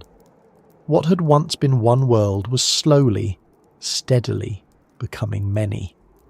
The continents we know today, North America, South America, Africa, Europe, and eventually Asia, were written in those first rifts like a blueprint waiting to unfold. To witness Pangaea during this time would have been to see a land both familiar and unsettled. The ground might tremble with distant volcanic activity. Rivers might cut deeper into rift valleys that widened a little more with each passing age. Mountains might rise where the Earth's crust buckled under strain. It was a world in transition, its future continents quietly preparing to drift apart. And yet, even as Pangaea cracked, it was far from gone. For millions of years the supercontinent would endure, its ecosystems adapting to every shift. Life moved with the land, filling every new valley and plain. But the first fractures were there, growing, and with them came the slow reshaping of the Earth into the planet we recognize today. As Pangaea stretched and shifted under the slow pull of tectonic forces, its surface was bound together not only by its land but also by its rivers. These waterways were the lifelines of the supercontinent, cutting across thousands of kilometres, feeding forests, carving valleys, and stitching together ecosystems from one edge of the world to the other. Unlike today, where oceans separate the great river systems of each continent, Pangaea's rivers flowed across a single unbroken land. They knew no borders, and their influence reached from the wet coast to the driest heart of the interior. Many of these rivers began high in the mountains that had been born from Pangaea's great collisions. Snowmelt and rainfall at these heights fed torrents that cut deep into the rock, carrying with them minerals and sediments ground down over millions of years. As they descended from the highlands, they broadened into sweeping rivers that wound through the forests and plains, their waters gathering strength as countless streams joined them along the way. These rivers became the arteries of the supercontinent, sustaining life in a world of extremes. Along their banks, dense vegetation thrived. Towering conifers and sprawling seed ferns lined the floodplains, their roots binding the soil against erosion, while their fallen leaves enriched the ground with nutrients. Insects swarmed in these lush corridors, their buzzing filling the air above the shallow backwaters, while amphibians hid in the mud and reeds, feeding on whatever they could catch. Small reptiles stalked the edges of these wetlands, hunting insects or darting into the water to escape larger predators. For the animals of Pangaea, these rivers were more than water. They were pathways. Herds of herbivorous synapsids followed their winding courses, feeding on the vegetation that grew in abundance along their banks. Predators shadowed them, lurking in the cover of the trees or waiting where the rivers narrowed, ready to strike. Over time, these waterways became natural highways of migration, connecting distant regions of the supercontinent and allowing species to spread from one end of Pangaea to the other. The scale of these rivers was staggering. In the great interior, some of them may have flowed for thousands of kilometers before reaching their final destination, either vanishing into vast inland basins or spilling into shallow coastal seas. Without oceans to divide the land, rivers could run across what today would be multiple continents, crossing landscapes that range from humid forest to semi-arid plains, and eventually to the edge of the deserts at Pangaea's core. When heavy rains came during the monsoon seasons, these rivers swelled far beyond their normal bounds. Floodwaters spread across the floodplains, leaving behind rich layers of silt as they receded. These fertile soils supported dense plant life, drawing in animals from every direction. Fossilized sediments from these ancient floodplains still bear the footprints of the creatures that once gathered there. The broad tracks of herbivores, the clawed marks of predators, and the delicate impressions of smaller reptiles and insects. Not all of Pangaea's rivers were gentle and meandering. In some regions, fast-moving currents tore through steep valleys, grinding away rock and carrying enormous amounts of sediment toward the lowlands. These powerful rivers carved canyons and created vast alluvial fans, spreading out like fingers where they finally slowed. Each one reshaped the land over time, leaving behind a record of shifting channels and vanished courses etched into the rock. And yet, even the quietest streams played their part. In the driest parts of Pangaea's interior, small seasonal rivers, ephemeral ribbons of water that flowed only after rare storms, became the difference between life and death. These brief floods left behind pools that sustained animals and plants long after the rains had ended. Tracks pressed into the drying mud tell the story of creatures that came to drink, their paths crossing at these temporary oases before vanishing again into the endless desert. Beyond their immediate impact, Pangaea's rivers helped tie the supercontinent together in ways that extended far beyond their banks. The sediments they carried nourished ecosystems hundreds of kilometers away, as minerals from the mountains were deposited across the plains.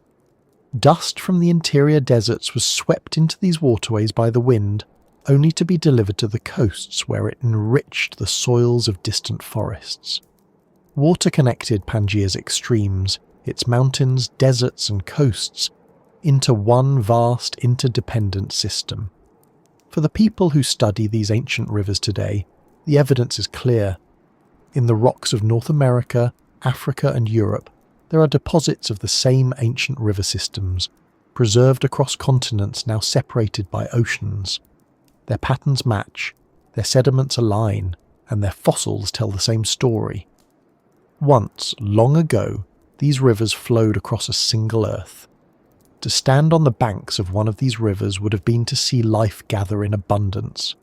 Herds of plant-eaters crowding the shallows, predators stalking the edges, insects rising in clouds from the reeds, and amphibians slipping quietly into the water. The air would have been heavy with the scent of wet soil and vegetation, the sound of flowing water blending with the calls of distant animals.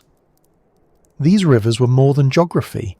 They were the lifeblood of a world that had not yet been divided. And as Pangaea began to crack and shift, its rivers would change too, rerouted by the slow upheaval of the land. But for millions of years they ran without borders, uniting an entire supercontinent under their endless flow. Above Pangaea, the sky was not silent. It carried the voice of the supercontinent, a language of wind, storms, and shifting air that shaped the land below and the lives of everything that lived upon it. To stand beneath that sky would have been to hear a world in motion, its vastness filled not with stillness, but with an unending rhythm of weather that swept from one horizon to the other without pause. The winds were the first and most constant part of this sound. With nearly all the land gathered into one mass, there were few obstacles to interrupt their flow. Air currents that began over the endless expanse of Panthalassa could travel for thousands of kilometres across Pangaea before slowing. In the coastal regions, these winds arrived heavy with moisture, brushing through forests and bending the crowns of towering conifers. Farther inland, the same winds grew thin and dry, hissing across the deserts, carrying dust and sand until it blurred the horizon. In every corner of the supercontinent, the wind gave Pangaea its voice. During the monsoon seasons, that voice grew louder. Warm air rose from the heated land in the interior of Pangaea, pulling in massive surges of oceanic moisture. These monsoonal winds swept across the coasts with heavy rains, drumming against the forests and filling rivers until they overflowed onto the floodplains. Insects filled the air in the damp heat that followed, while amphibians and reptiles emerged from their hiding places to hunt and feed. For weeks, the sky was alive with sound. The rush of wind, the roar of water, and the constant patter of rain on leaves. But when the monsoons retreated, silence returned to the interior.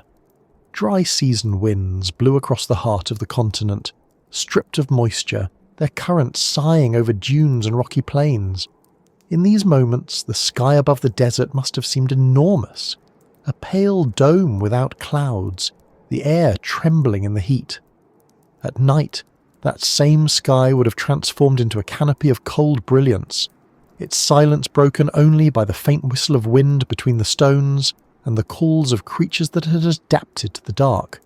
Storms were another voice in this ancient atmosphere. With such vast distances and powerful wind patterns, thunderstorms could grow to staggering size, their anvils towering high into the stratosphere. Lightning split the sky in jagged flashes, followed by the deep rumble of thunder rolling for miles across the open land. In the forests near the coasts, these storms would have brought torrents of rain.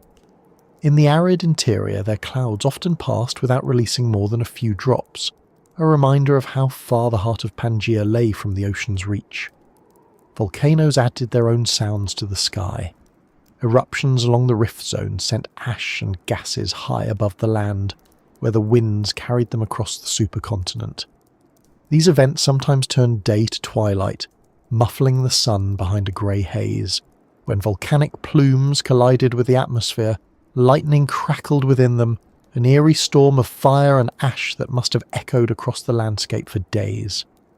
The sky also carried subtler voices, the quiet movements of air that shaped life in ways less dramatic but no less important.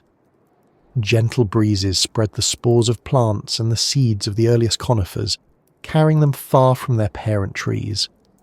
Migrating animals followed the shifts in seasonal winds, their movements in step with the changing climate. Even the dust storms of the interior deserts had their own purpose, lifting fine particles into the air and scattering them across forests and wetlands thousands of kilometres away, enriching the soil with minerals from distant lands. In this world, the sky was not a background. It was an active part of Pangaea's living system, a link between the ocean and the land, between the deserts and the forests. Every change in temperature or pressure rippled outward, touching everything beneath it. If you had stood on the banks of one of Pangaea's great rivers and listened, you might have heard the hum of insects in the still air, the sigh of wind in the conifer branches, and in the distance the low growl of thunder from a storm building far away. In the interior you might have heard nothing but the dry rasp of air over sand, a silence so complete it was broken only by the sound of your own breathing. Near the coasts the wind would have carried the smell of salt and the cries of creatures living where the forest met the sea. Day after day, season after season, this ancient sky wrote its story across the land, shaping every climate and every living thing. It was not quiet, but it was steady, its rhythm older than mountains, older than rivers, older even than Pangaea itself. And though the continents would one day drift apart and new skies would form above them, the voice of that ancient atmosphere lingers still, in the rock layers, in the fossilized remains of forests and deserts, and in the very patterns of wind that continue to circle the earth today. For millions of years, Pangaea thrived under its vast sky, its rivers, forests, deserts and coasts, shaping a world filled with extraordinary life. But nothing on Earth remains unchanged. The same planet that nurtures life also tests it, and during the late Permian, those tests became severe. It was a time of fire and silence, when the greatest extinction event in the planet's history struck and nearly emptied Pangaea of its living inhabitants. The Permian-Triassic extinction, often called the Great Dying, was unlike anything before or since. Around 252 million years ago, the Earth shifted violently. Vast volcanic eruptions, most dramatically in the region now known as Siberia, poured out unimaginable volumes of lava and gas. For hundreds of thousands of years, these eruptions transformed the atmosphere. Ash clouds blocked sunlight. Sulfur and carbon dioxide filled the sky. The air itself became heavy with the breath of a world in crisis. Temperatures soared. Greenhouse gases from the eruptions trapped heat, pushing the planet into one of the warmest intervals in its history. The interior of Pangaea, already a land of extremes, became even harsher. Rain grew scarce, rivers dried, and the great deserts expanded until they reached farther than ever before. In the oceans surrounding the supercontinent, heat stripped away oxygen, leaving vast dead zones where life suffocated. The effects rippled across every ecosystem. The lush forests near the coast withered. Many of the great synapsids, the dominant mammal-like reptiles of the time, disappeared. Insects, which had thrived for hundreds of millions of years, suffered a sudden and catastrophic collapse, one of the only known mass extinctions in their history. Amphibians, once the rulers of Pangaea's waterways, dwindled as droughts and heat drove them to the edges of survival. And yet, life did not end. It never does. While most species perished, a few endured, clinging to the scattered refugees that remained. Some of the smaller synapsids, built for efficiency and survival, managed to weather the storm. Their compact bodies required less food and water, giving them an advantage in a world stripped of abundance. Early reptiles too persisted, especially those adapted to drier conditions. Their tough skin, strong lungs and water-conserving physiology gave them the tools to outlast the chaos that surrounded them. In the oceans, while many species of fish and invertebrates vanished, a few survivors adapted to the low-oxygen waters, holding on until the seas slowly recovered. Even the plants of Pangaea had their champions. The towering forests were cut down to remnants, but hardy conifers and drought-tolerant species endured, spreading again once the skies began to clear. These survivors were not the largest or most dominant creatures of their time. They were the quiet ones, the resilient ones, life forms that could bend without breaking. The recovery was slow. For millions of years, the world remained scarred. The once lush landscapes of Pangaea were sparse, dominated by small, hardy plants and the scattered remnants of the animals that had made it through. But from this silence, a new order began to emerge. The survivors diversified, filling the empty spaces left by extinction. Small synapsids evolved into new forms, many of them edging closer to the traits that would one day define mammals.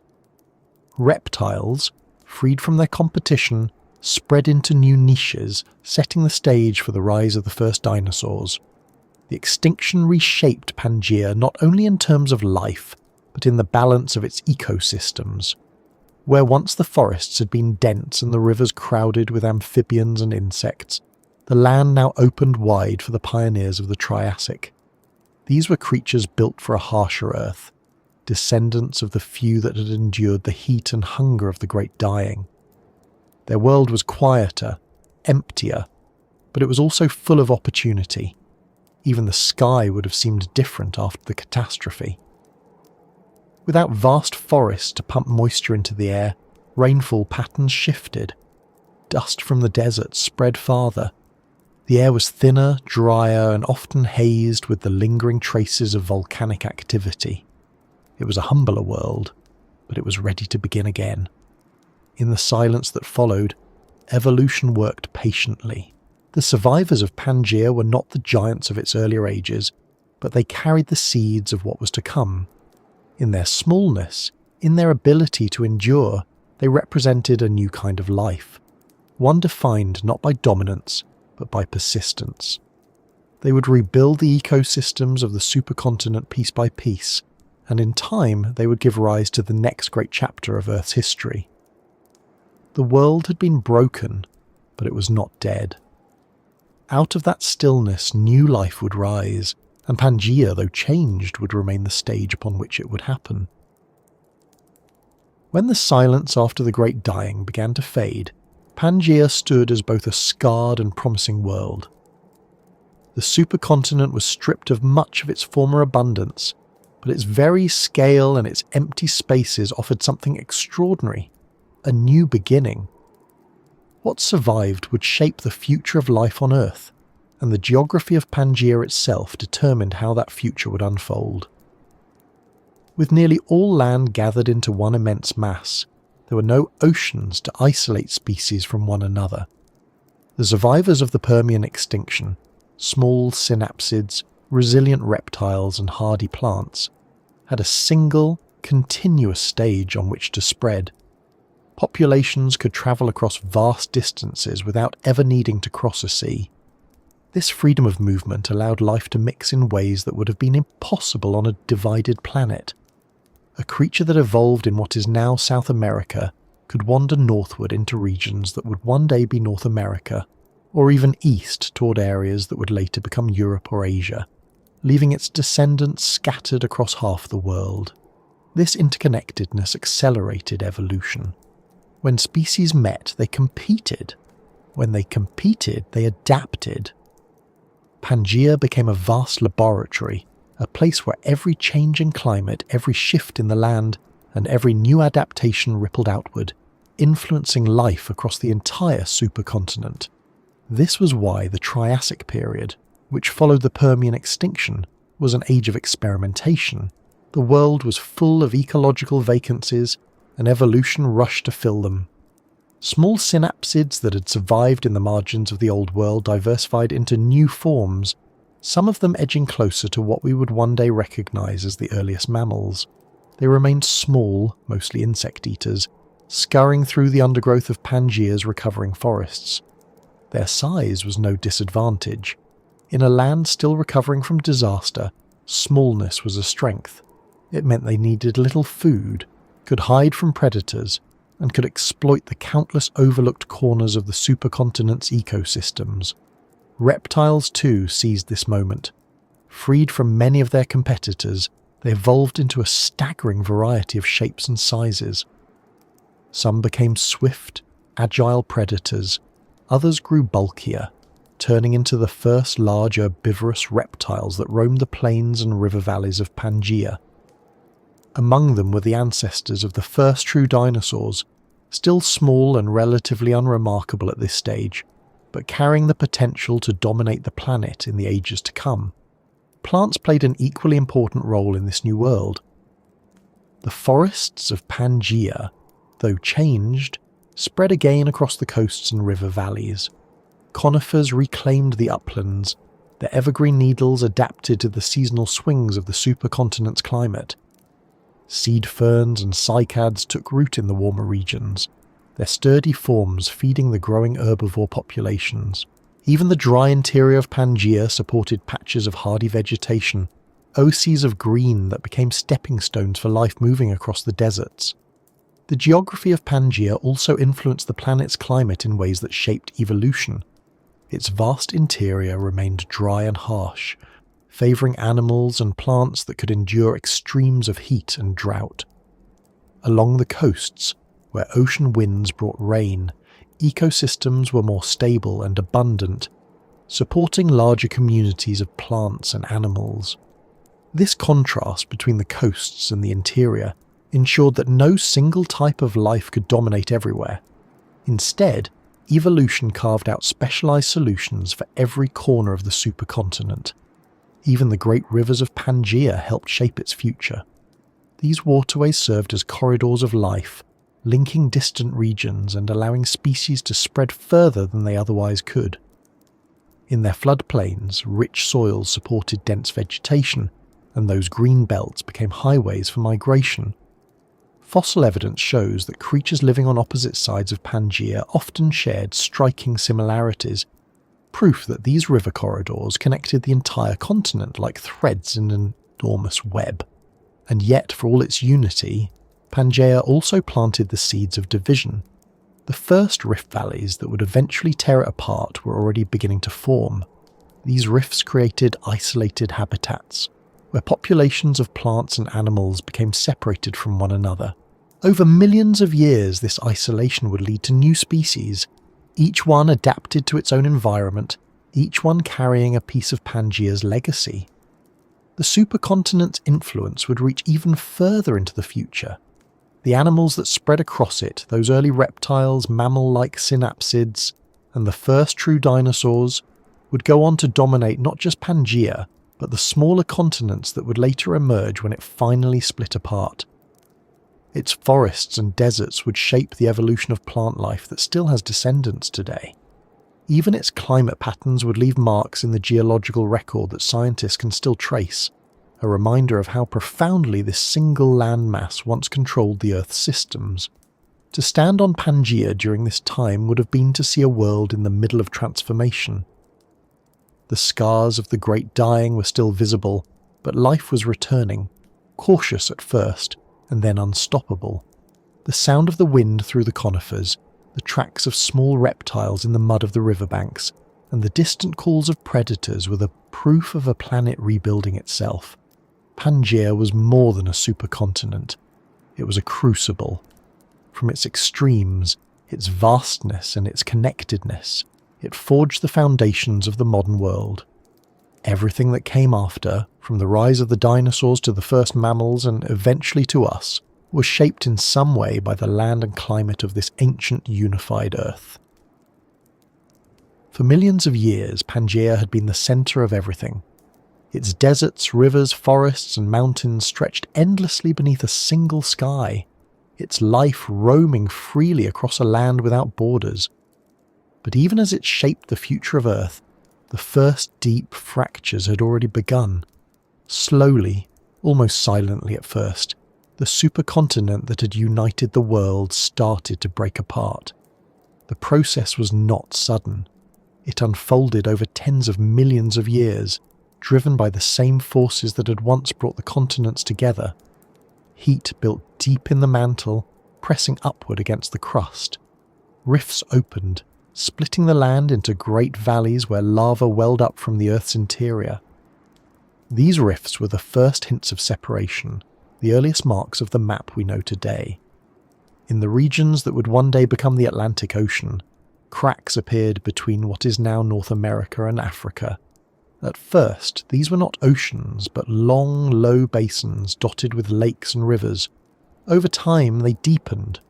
Water from Panthalassa crept in, filling the rifts, and the first narrow seas were born. On the other side of Pangaea, the land that would become India, Australia and Antarctica began to drift slowly away from Africa, pulled by the same tectonic forces. These changes reshaped not only the land but also the climate. As Pangaea fractured, new coastlines formed and with them came fresh sources of moisture. Regions that had once been dry began to receive rain from the growing oceans. The great interior deserts, which had stretched unbroken across the heart of the supercontinent, gradually shrank. Meanwhile, other areas grew drier, cut off from the humid winds by rising mountain ranges or the changing positions of the drifting land masses. Life responded in kind. Species that had once roamed freely across Pangaea found themselves divided by widening seas and growing rift valleys. Populations were isolated, separated from one another by geography for the first time in hundreds of millions of years. From this isolation, new species began to emerge. The ancestors of familiar lineages, dinosaurs, early mammals, and the first true crocodiles, evolved in these divided worlds, each group adapting to the new realities of a planet no longer whole. The breakup of Pangaea also changed the oceans.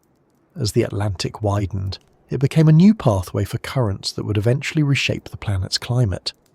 Panthalassa, once the single vast ocean surrounding Pangaea, now began to share its dominance with new seas that carved their way into the supercontinent. These changes would not only influence weather and rainfall, but also the migration of marine life, opening new habitats and closing others. On the land, volcanic activity accompanied the slow separation. Along the rift zones, magma surged upward, creating vast lava flows and reshaping the landscape. These eruptions released gases into the atmosphere, sometimes warming the planet further and driving dramatic swings in climate. The land that had once been united under a single rhythm of wind and weather was now becoming a mosaic of smaller worlds, each with its own emerging character. For the creatures of this time, the changes were profound. Dinosaurs, which had first appeared when Pangaea was still whole, now began to spread across the drifting continents, adapting to the climates and landscapes that shifted as the land pulled apart. Early mammals followed similar paths, finding their own refuges in the forests and along the river valleys of these newly forming lands. What had once been one interconnected world was slowly splintering, setting the stage for the diversity that would define the Mesozoic era. If you could have stood on Pangaea during its long goodbye, you might not have noticed the change from one generation to the next. The land would have seemed solid, the forests would still have stretched to the horizon, the rivers would have continued their endless flow. But over millions of years the cracks deepened, the seas widened, and the single great landmass was quietly transformed into the world of separate continents we know today. This was not an ending so much as a transition. Pangaea had given life the chance to spread, to evolve, and to mix in ways no other arrangement of the continents ever could. Its slow breakup did not erase that legacy. It carried it forward, dividing the descendants of Pangaea's creatures across new lands and new climates, where they would continue to change and adapt for millions of years to come. The supercontinent had begun its long farewell, but its influence would echo far beyond its own lifetime, written into every ocean current, every mountain range, and every living thing that still walks the earth. Even though Pangaea is long gone, its presence has never truly left us. The continents we know today, split apart by oceans scattered across the globe, are still shaped by its memory. Its mountains, its rivers, its deserts, and even the living things that walk the earth all carry traces of that time when the world was one. The echo of a single earth lingers in the land beneath our feet, and in the patterns of life that bind us to a much older history. You can see this echo in the rocks themselves. The Appalachian Mountains of North America share their ancient roots with the mountains of Scotland and Morocco. Once they were part of the same range, raised high when Pangea was forged, their peaks standing shoulder to shoulder before drifting apart. Today, they are separated by the Atlantic, but their stone tells the same story, their layers still aligned like pieces of a puzzle pulled apart but never forgotten. You can hear it in the fossils too. Creatures that once roamed freely across the supercontinent left their bones scattered from one end of the world to the other. The same species of early reptiles, the same plants, even the same insects appear in rock formations on continents now divided by entire oceans. Their remains are silent witnesses to a time when no sea stood between them, when the Earth was a single, unbroken stage for life to play out its story. Even the winds and waters still carry Pangea's mark. The great ocean currents that circle our planet today trace their origins to the first openings of the Atlantic and Indian Oceans, born from the fractures that split the supercontinent. The monsoon patterns that drench South Asia and Africa are shaped in part by the positions of the drifting continents, remnants of movements that began when Pangea first cracked and slowly drifted apart. And life itself has not forgotten. The ancestors of mammals, dinosaurs, and countless other lineages were all moulded by the conditions of Pangea. Its vast deserts hardened creatures to endure drought and heat. Its endless forests sheltered small survivors who would one day become the first mammals. Its rivers and coastlines taught life to move, to spread, and to adapt to a planet where the rules of survival were constantly rewritten by shifting climates and restless ground. Even in our own bodies, in the deep structure of our bones and the genetic memory written in our cells, there is a link, an unbroken line that runs back through millions of years to that single, unified world. The echo of Pangea is not just a relic of the past, it is a force that continues to shape the present. Every mountain range that rises, every earthquake that shakes the ground, every drift of the continents beneath our feet is part of the same cycle that built and broke that ancient world. We live on a planet still in motion, still carrying the restless energy that once drew the continents together and then pushed them apart again. If you could stand on the highest peak today and look out across the Earth, you would see a world divided by oceans and continents. But if you looked deeper, beneath the surface, beneath the lines we draw on maps, you would find the same foundation, the same stone that once formed the floor of a single Earth. And if you listen closely in the slow grind of tectonic plates and the distant roar of the sea, you can still hear it, the low, steady echo of a world that was once whole. Pangea is gone, but it is also everywhere.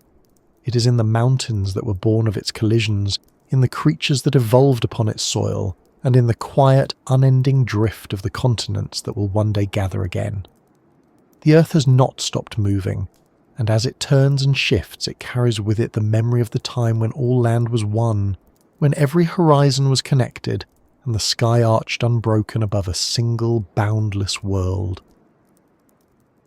And so, the story of Pangea does not end with its disappearance.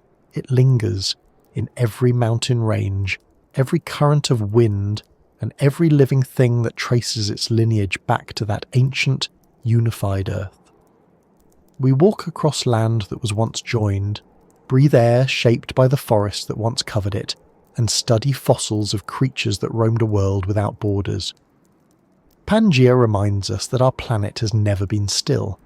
Continents drift, oceans open and close, climates shift, and life adapts. What was once one world became many, and in the far future, those many worlds may one day converge again. The Earth is always rewriting itself, and everything we see around us is only a chapter in a story that began long before us and will continue long after. If there is a lesson in Pangea, it is that change is the rule, not the exception. Yet within that change is an unbroken thread, a connection that ties the world we live in to the deep past. When we look at a map of the modern Earth, With its scattered continents and wide oceans, it is easy to imagine distance and separation. But beneath those seas, in the slow movement of the crust and the shared history carved into stone, the Earth is still one. Pangaea was not just a place, it was a moment when the planet gathered itself into a single whole. And though that world has gone, its echo is still with us, carried quietly in the ground beneath our feet and in the restless motion of the Earth itself.